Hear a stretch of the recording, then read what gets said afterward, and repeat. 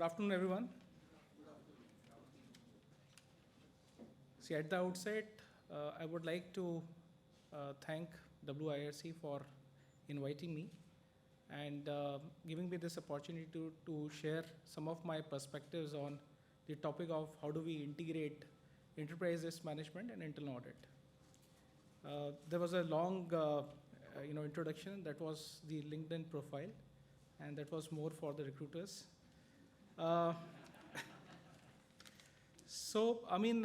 If I look at the two previous sessions by Puneetji and Sudhirji, most of the areas have been covered, and you will find a lot of repetition over there.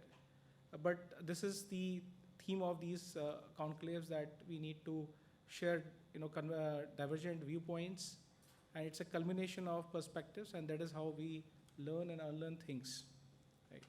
So before I delve into the subject, I would like to take this liberty for taking slight segue. And if I reflect upon my career and the way the internal audit profession is progressing, I have started off my journey close to about 2 decades back as a career internal auditor. And initially, the first few tasks given was to develop certain checklist around the business processes and carry out the internal audits. So it was very transaction oriented, compliance oriented. And if I go fast forward and look at the kind of contributions we have made lately to the organizations, the recommendations what we have made has been converged into standard operating procedures in toto. And in fact, we have given some very constructive inputs for the strategy also. So that is the kind of contribution now internal auditors are making. And if I could tell what are the factors behind this whole transformation, I could probably highlight 2. One is the kind of new age auditors which are coming to the profession. They are very bright. They are having audacity. They are tech savvy. And second thing is, if you look at the internal audit profession, it is so uniquely positioned that it is having a distinctive vantage point. So it is one profession or one function in the organization which is having visibility across the functions, across the geographies. And we are having access to the strategic documents. We have visibility across the operational and technical matters. And then the ability to carry out data-driven processes to pull out empirical data and validate some of the tenets. So this is the ability of the internal auditors. Now, I was going through I was watching one of the video on the social media, and of course we need to take these social posts with pinch of salt, or rather a bucket of salt. And it states that what are the top 10 sought after professions in terms of the entry pay grade. And to my surprise, internal audit was featuring into it. Okay, though it wasn't in the top 10, but that was the case. And it was very enthralling. And rightly so, because now the organizations, the industry has started acknowledging the value of the internal auditors. I can also share one of the anecdote in my organization. We report back to the audit committees, respective audit committees functionally, but the administrative reporting goes back to the chairman's office. And we have other siblings also, like the strategy team. So this strategy team comprises of alumni from IIT and IIMs. They are all from the premier institutes. And there are quite a few assignments on which we work together very closely with the strategy team. Sometimes we loan them some of the team members. Sometimes it's a joint exercise. And this time we have deputed 3 or 4 resources from our team. And after the finishing of the work, the request has come that can we take these resources for a longer duration, say for 3 to 4 years. So that is a testimony that people are finding a lot of value in the auditors, internal auditors, because not only they have visibility and the business acumen to understand the business context, but also they can validate the numbers with the data analysis, etc. Okay, so this is about the abilities and where the internal audit as a profession is progressing. But now, we have spoken so good about the internal audit profession. There is a need to create a contrast. Okay, there's a pet peeve from our audit committee members, and in fact, I was reading one of the article from Richard Chambers about how can we be more effective in our communications, right? Especially of the internal audit outcomes. And I could resonate with that article in totality, because that is exactly what our independent directors have put in across. So usually if you look at the internal audit presentation of ours, we have 5 or 7 observations, key observations we call it, okay? And there is a parameter, how have we arrived to those 5 or 7 observations. And why is it 5 or 7? The reason being, we get very limited time. The span of attention is very less. Usually the audit committees are very busy, right? There are quite a few agenda items, so we have to hit only the key issues, which garners the attention of the audit committee members. Now, sometimes we feel slightly uncomfortable with the fact that we are only presenting these 7 observations. We have got another 50 observations, okay? So as an insecured auditors, we tend to put some statistical updates over there about those 50 observations and have some kind of annexures, right? And sometimes what happens is, it is a case of missing the forest for the trees for the independent directors or to the board, because they are not able to understand how are these 5 or 6 observations what you are raising are connected back with the enterprise risk management. Because enterprise risk management is about identifying the key risk for the organization. And as Sudhirji has mentioned, what matters the most for the organizations.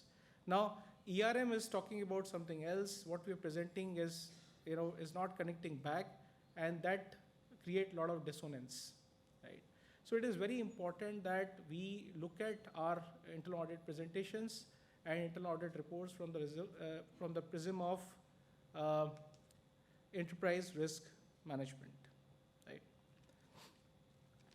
Now, there are multiple interface touch points when it comes to ERM and the internal audits, right? Just for this presentation sake and just to articulate, I have kept 5 or 6 such touch points, but there is no bibliography or reference as such for those. It is just that basis my experience, I have put in this across. So one would be as a combined function. The ERM and the internal audit could be a combined function. This is a paradigm shift what we are experiencing. In fact, for my media business, I look after the risk management besides the internal audit, and we have seen this phenomenon elsewhere as well. Then we can use ERM as a tool. ERM as a tool means we are carrying out risk-based internal audit planning, or at the time of execution of our audits, we can utilize ERM, because ERM is a very potent tool. There is a lot of deliberation which has gone into the enterprise risk management framework. See, the good part about ERM is that gives you access to the senior management. The internal auditors would be kept slightly at a distance, but if you are having conversations from the risk standpoint, then people are slightly more open, right? So the enterprise risk outcomes can be used as tool. Apart from that, we can also be an enabler, right? So for example, if there is we will talk about those operating structures. So we can be an enabler, we can be an anchor, we can be a proponent of the enterprise risk management, and we could be an advisor and auditor, of course. So there are 6 touch points, and we will look at these touch points as we go along. Okay. Sure. So this is the risk-based audit planning and execution. Sudhir ji has very subtly and impactfully covered that piece. So if we talk about risk-based internal audit plan, there are various aspects we look at, okay? So for example, we look at control environment, we look at time elapsed from the last audit, we look at complexities, we look at financial exposure, right? So on and so forth. We look at fraud risk. So fraud risk is like how many whistleblowing complaints have we got? What are the sources of those whistleblowing complaints? What are the vulnerable areas we have? Then we also look at other reference points like fraud perception index. So there are certain geographies which are more vulnerable to frauds, right? So these are the different aspects, and of course the enterprise risk management. So these are the considerations we take up while creating our internal audit plan. One of the aspect is the control environment. So control environment is about taking into consideration the tone at the top, whether standard operating procedure, policies, vision, mission, everything is defined very clearly or not. And one of the aspects is to look at how matured is the ERM process. Because if ERM is functioning well, then probably we may rely on certain aspects of the ERM. Our substantive testing will be less. The areas which we are putting, the frequency we are driving will have some impact on if we consider the ERM outcomes. Now, one aspect is ERM framework and documentation. Whether ERM framework, how has that framework evolved? So there could be a deliberated attempt where people might have considered 31001, COSO, or a combination of that, or sometimes organically this would have been evolved. Nobody knows. It is there into existence. You won't find any answer to that, right? So understand where is this framework coming from, and how has that been evolved, and who all were involved at the time of creating this framework. Then look at who has approved this framework, right? Look at the reporting structure and team composition. Who is heading the enterprise risk management, and we'll talk about those operating structures in the later slides. What kind of tools and resources they are deploying? Are they taking assistance from the external companies, right? From the domain experts. Then compatibility and consistency with the group priorities. Now, this is very important that group has certain vision, mission, purpose, business objectives. And if the enterprise risk management is not in line with the vision, mission of the organization, then it is not talking to each other. It is not, meeting the purpose. And lastly, the acceptability and assessing the awareness part. This is the most important thing. Whenever we are having interactions with people down the rung or at the operating level or at the senior management level, try to assess whether they are utilizing the ERM or not. Because at times it so happens that ERM is working in silos. Nobody is aware of what is mentioned in that document.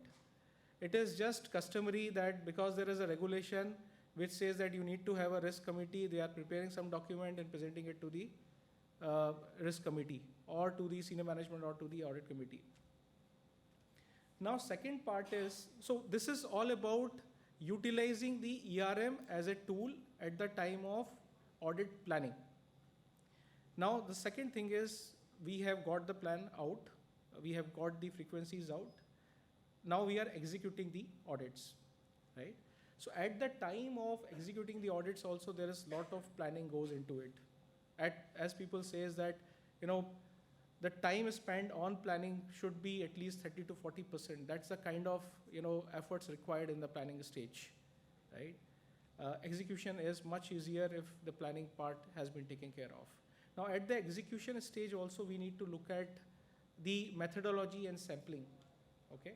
So for example, the ERM, if you talk about, will only cater to the top strategic risk or the operational risk, etc. But it will not talk about the risk at the site levels.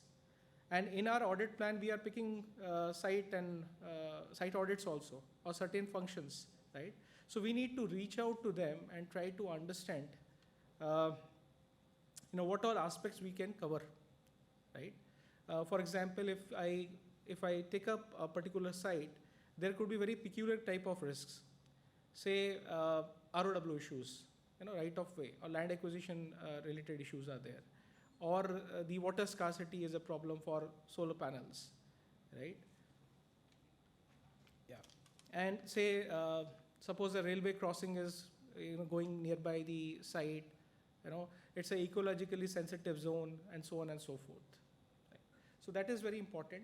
See, when it comes to risk identification, mostly it is top down. It is the senior management which is kind of deliberating what matters the most to the organization, what are the business objectives and so on and so forth. And then it trickles down to the operations at the different BU level or the plant level. But when it comes to the control validation, it is always bottom up. The assurance is always bottom up. And that is how we need to look at the risk at the site level, what are the corresponding controls, how effectively are they working, and all that has to go up, and that is how we are going to give validation at the top. The third aspect is, now we have done the planning part. We have also kind of done the planning at the execution level. We have utilized the inputs from the enterprise risk management, but it is not about only taking the inputs, but we have to give the output also, right? So whatever kind of observations we have got as part of our internal audit exercise, the audit action points in the nature of internal controls, all that needs to be appended to delegation of authority, standard operating procedures, checklists. If there is some tweaking required in the MIS templates, that has to be done. And then it should also dovetail with the ERM framework. So this is how these three elements needs to be aligned.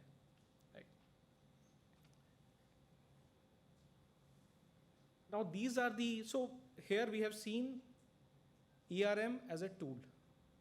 Now if we look at this slide, these are the different operating models, and it is nowhere mentioned. It is just, I was trying to scribble down based on my experience. So there are companies who have very stabilized ERM function, very sophisticated. They are using high-tech tools, okay, high-tech models. They have enough resources within their teams, right?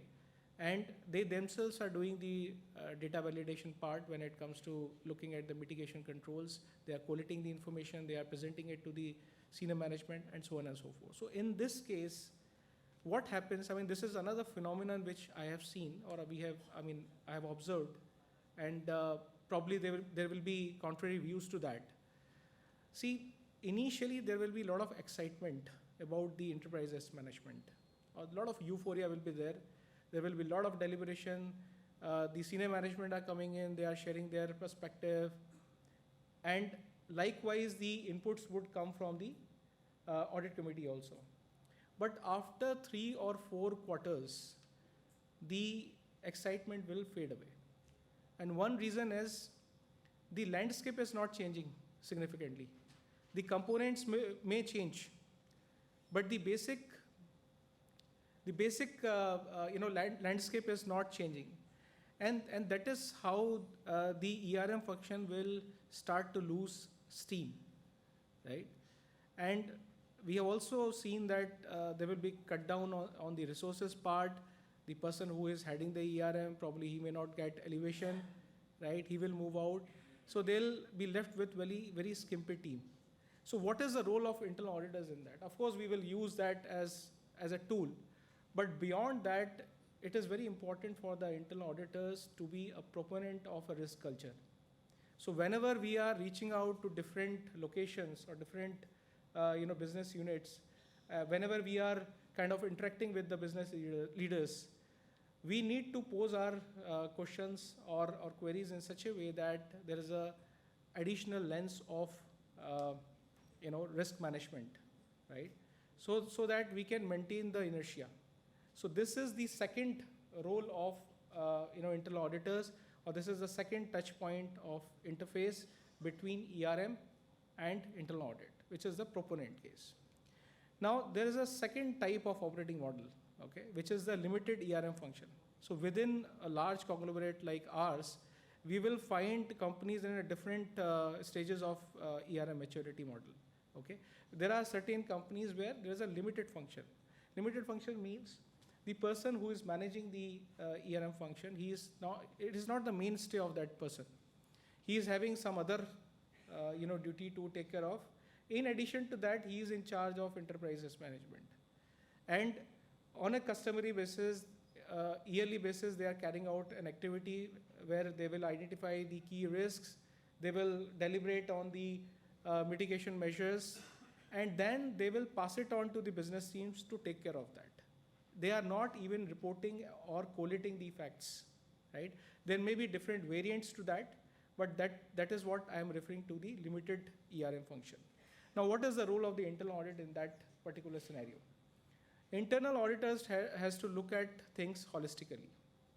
So suppose the strategic risk or the market risk, credit risk, all of these things are having a long standing, and you will find that invariably in the ERM framework. But when it comes to operational risk, probably that will be missing. Okay. For example, your plant reliability is there. So for plant reliability, probably you need to reach out to the operations team. For example, your HSE matters are there, then probably you need to reach out to the HSE folks. Likewise, the security, right? Or the ESG aspects. So wherever there's a limited ERM function, it is the responsibility of the internal auditors to amplify it and have a holistic view. We are not saying that we need to boil the ocean, because it's not that parallelly running the ERM function. But for our consideration purposes, it is important that we look at things in a more fuller way. The next phenomenon again, which is picking up, is ERM function and IA within the same umbrella.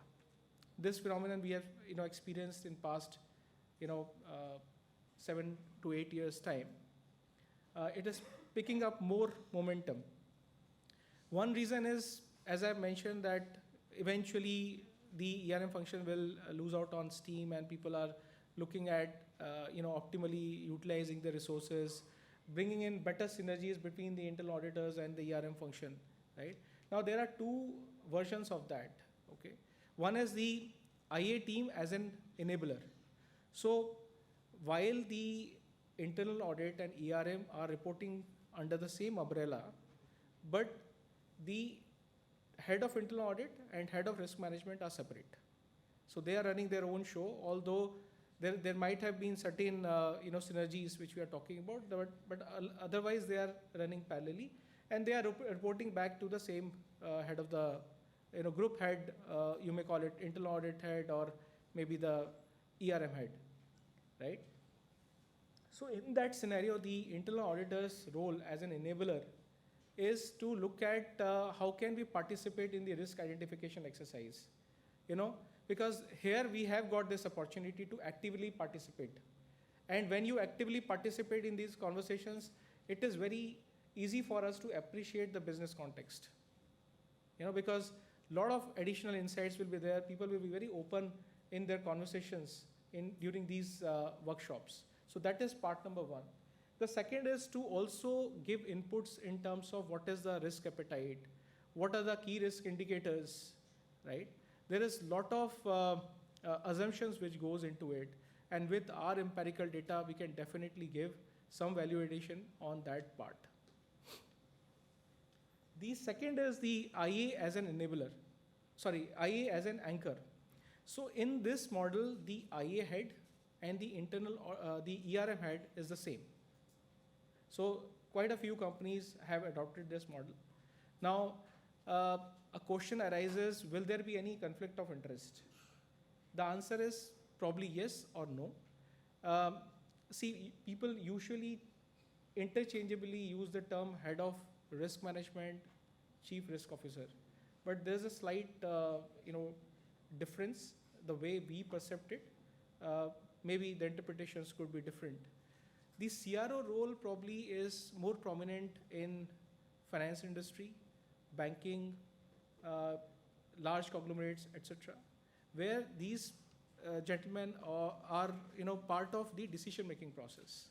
So for example, if we look at the banking industry, The operation itself will have a lot of risk management aspects in terms of credit assessment, credit rating assessments, etc. for the customers, right?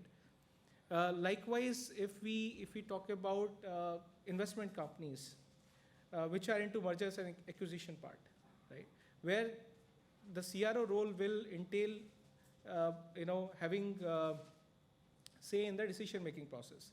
They will look at the risk premium at the time of acquisition. They will have access to the financial model, and it may happen that our views may get colored. Okay, we would have affinity towards the decision which had been made. So we need to be very cautious about that. But when it comes to head of risk management, it is more of a collation, a catalyst role, a role of an anchor, right? So probably the risk of conflict of interest will be much lower. Any questions so far up till this point?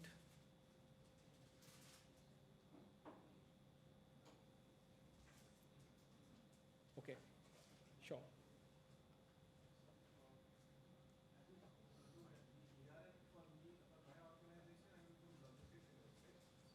I'm from the logistics industry, and the ERM and the audit function is one and the same, headed by one person. Okay. Now, what I find in my company is like this. The ERM function, though it is happening, all the risk workshop has been conducted. We have a tool and all, every fancy things have been made. But somewhere I feel that the audit function, the results or the knowing the audit at the back of my hand takes, I do not have a complete independent view on the ERM function altogether, because it's a combined this thing. And you also said initially that you also had the similar function, and where you have a combined responsibility. So how do you differentiate, or how do you take the ERM functions completely different as compared to the auditor? See, I'll be very frank with you. There was always been an aspiration, and when I interacted with my peers, to become head of risk management, because that was considered to be highly paid, as compared to internal audit profession, right? So while we are venturing into this, we need to build our guardrails very carefully, because sometimes what happens is we may fall into the pitfall that there is a periodicity by which we need to make presentation to the risk committee, and we start to own up everything. Okay, the entire burden is on us. We are collating the information, we ourselves are giving justification from the management side, so we should never get bogged down with that. The responsibility of risk management lies with the board of directors, and the custodian, if nothing mentioned, is the CEO of the company, right? So that needs to be very, very clear. While we are making our workshops, we are kind of anchoring the whole show, but we should never take up the responsibility of that. So that all that needs to be mentioned in the audit charter. Sudhir ji has also mentioned that it is very important that in the audit charter we mention very categorically what is to be supposedly done by the internal auditors and what are the broad contours, right? And apart from that, whether the role should be taken together by the internal audit head, that is a prerogative of the board of directors. So we should always take counsel from them and concurrence from the audit committee or the risk committee in case if it is applicable.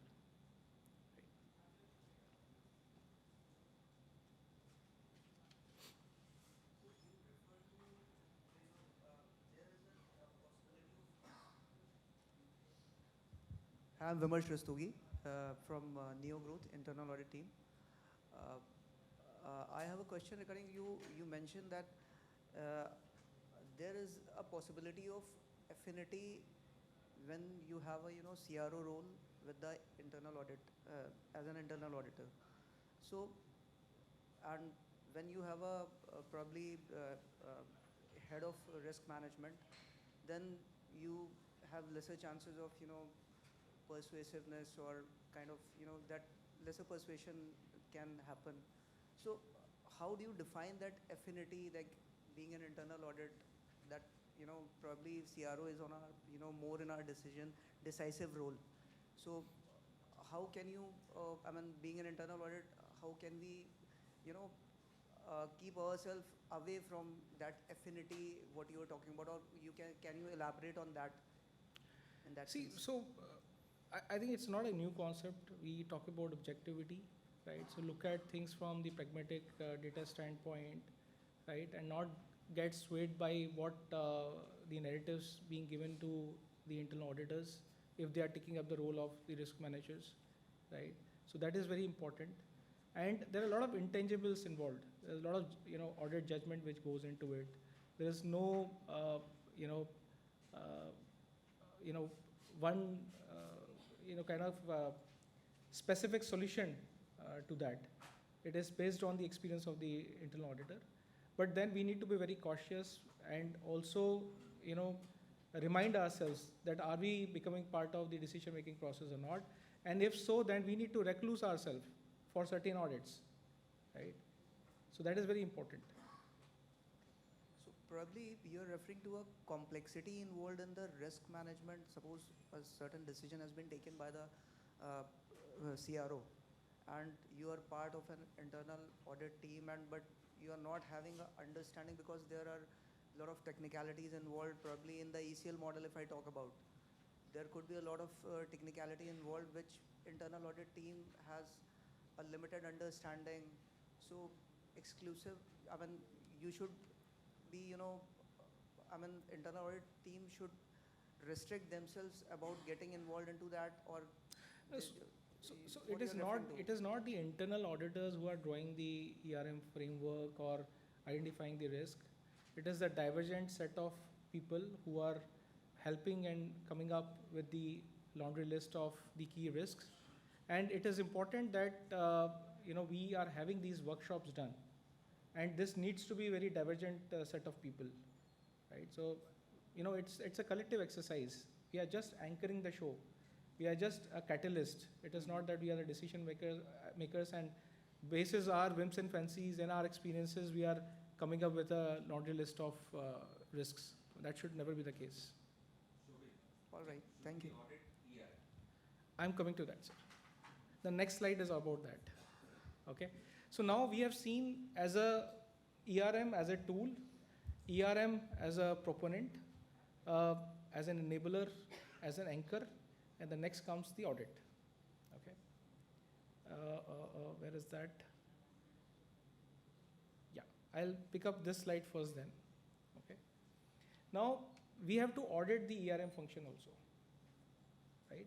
Now I'm not very sure if the same individual is heading the ERM function and audit, how is that going to pan out? Because it's a very peculiar thing. Probably I need to internalize it. How can we do that? Probably in that case, we need to take some external help. Let us have the additional pair of eyes and assess that. This is what we do in terms of our quality assessment, right? But otherwise, we will look at the respond to uncertainties, look at the past events, and whether the ERM function was well equipped to take care of those uncertainties or not, right? Look at, say, 18 months of key events happened for that organization. Then consider human factor. So considering human factor is very important. It is about cognitive, sensory, social aspects.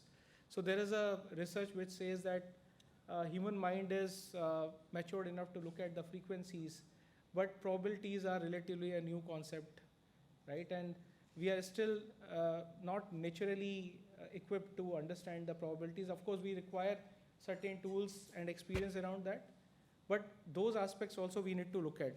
For example, cause and effect, right? So cybersecurity. Cybersecurity is a risk, but if that realizes, how is that going to impact the organization? It is very difficult to comprehend, right? Because one, we do not have too many pragmatic examples out there, and then what would be the extent and intensity of that cybersecurity event that we may not be able to understand at the beginning. Then responsive and iterative, already covered in the first part itself. then create, preserving, and realizing value. So the ERM function should not only restrict itself to the risk part. It should also look at the upside of the risk, not only the downside of the risk. For example, if we talk about the ESG risks, right? So ESG risk, say, the supply chain we are talking about. And one of the risks is that our product cost may go up because we may not be able to procure our material from the geographies where the human capital index is low, right? So in that scenario, probably our product cost will go up, but then our ESG ratings are high, and we will get a cheaper, money out there in the market. So upside also we need to look at whenever we are talking about that.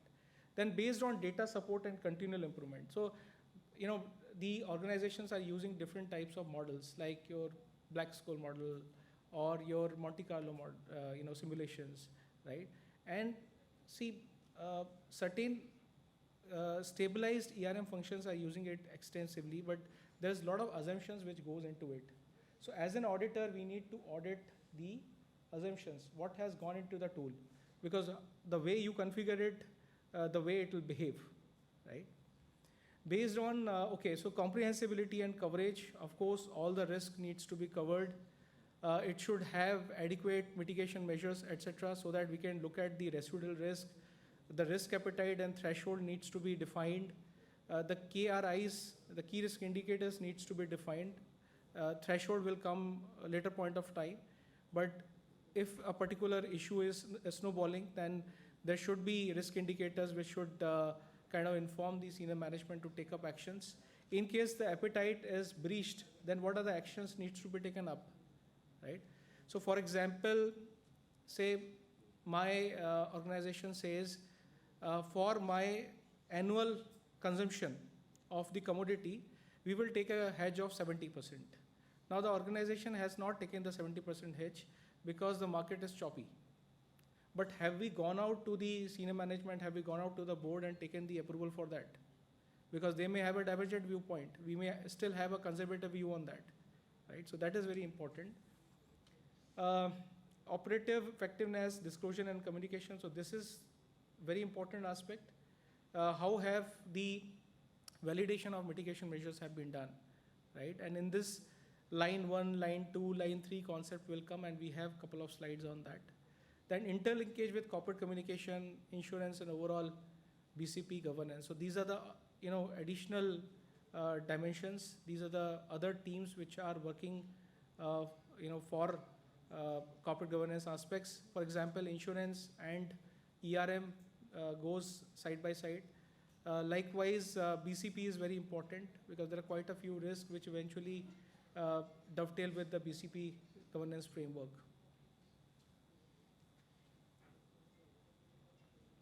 So we have covered all the 6 touch points. Now I'm referring here the integrated assurance framework. So in my previous organization, we have implemented this, and this is exactly the case where the internal auditors and the ERM function are working under the same umbrella, or by the same individual, I would call it. This is more prominent where there are, sure. I'll take 2 more minutes, sure.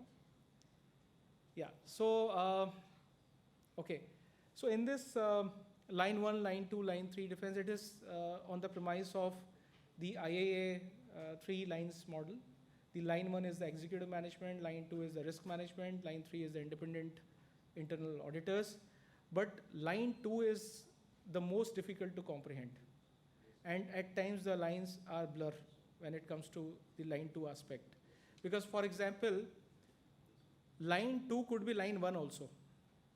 Say the market risk, the commodity risk, inflation risk, the equity risk, all of that being calculated by the risk management team. And that is how they'll become line 1. For line 2, there could be possibility that certain domain expertise is required. For example, your operational controls, right? So for operational controls, we need to two separate teams, and they'll become line 2. Line can we have one example where line 3 become line 1, because that is the most not so easy to decipher.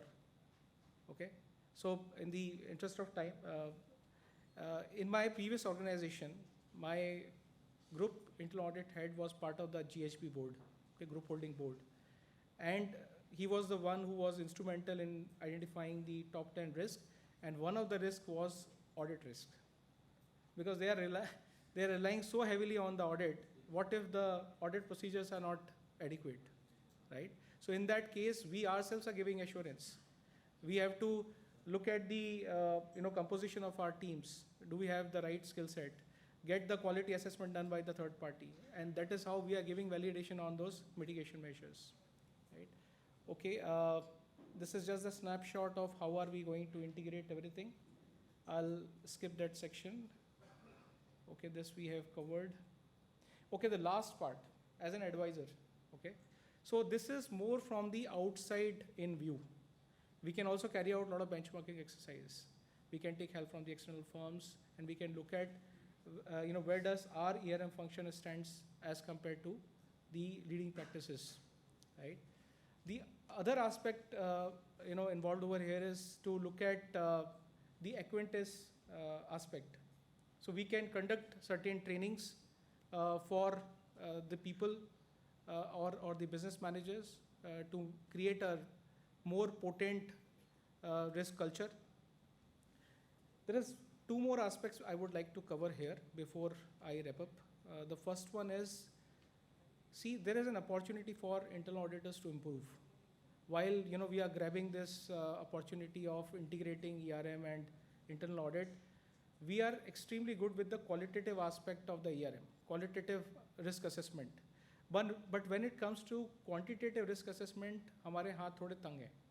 So like, for example, your black scores model and all, we do hit and trial, but the quantitative risk assessment parameters what we have taken are not suffice. This is what I have felt. The other aspect is which Puneetji has also covered, that integration of ESG. So we need to give a holistic view, and there is a very good publication by World Business Council for Sustainable Development, WCSD, and COSO. So they have released this white paper in year 2018, okay, which talks about 10 broad themes and then 32 focus areas.